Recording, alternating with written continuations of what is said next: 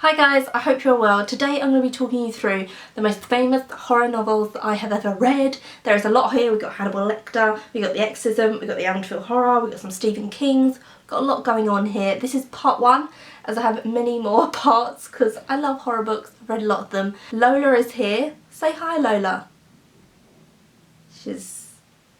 Yeah.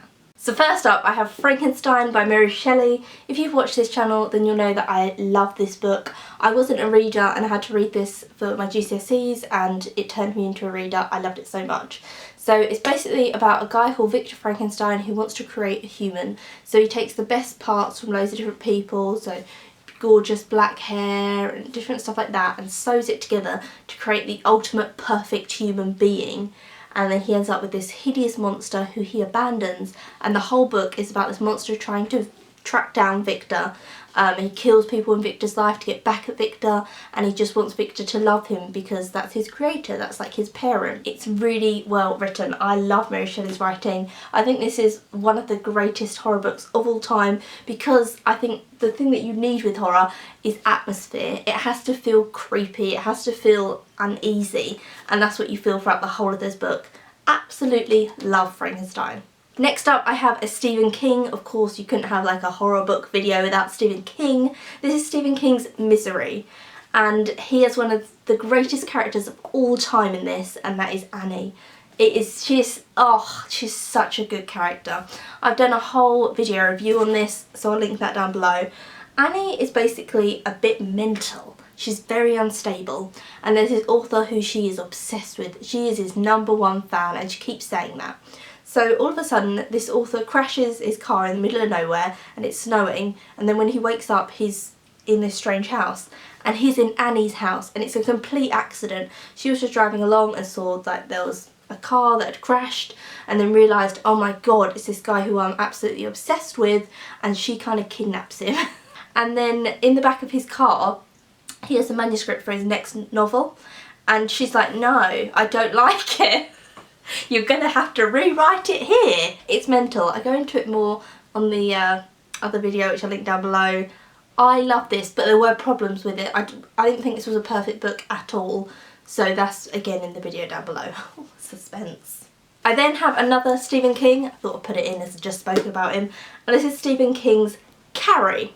Very successful book, very successful franchise, film, all that. It's about a girl called Carrie who gets really badly bullied. She also has this really mental religious mother who is really unstable, and basically the kids at Carrie's school play prank on her on prom night, and she has telekinesis, and it all goes a bit wild from that. I actually really liked this, although I did feel like there was too many pages. Like there was a lot of filler in it that didn't need to be in it, and I find that with a lot of Stephen King's books. I found that with Misery and I found it with this. There's a lot of things which they kind of break the suspense because you get a little bit bored. But I really liked the character of Carrie. I loved her mum. I feel like her mum makes the book, to be honest with you. And yeah, it was good. The Amityville Horror. Da, da, da, da, da. One of the most famous novel books of all time. It's by Jay Anson. Obviously massive franchise again. Like horror films seem to get remade like every other year. But this was an interesting one. I've done a full video on it, which I'll link down below, because it's quite complicated, because it's based on a true life story. And I'm not talking true life as in like ghosts and spirits.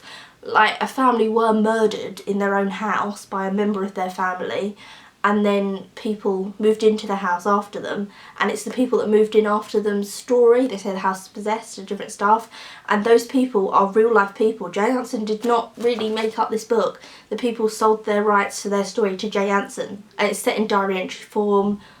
Again, it's all down below in that video. I don't want to whittle on too much here, but I didn't like this book, and the video will tell you why.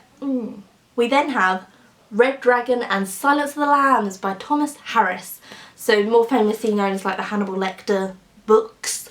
Hannibal Lecter was actually based on a real true crime person, bizarrely.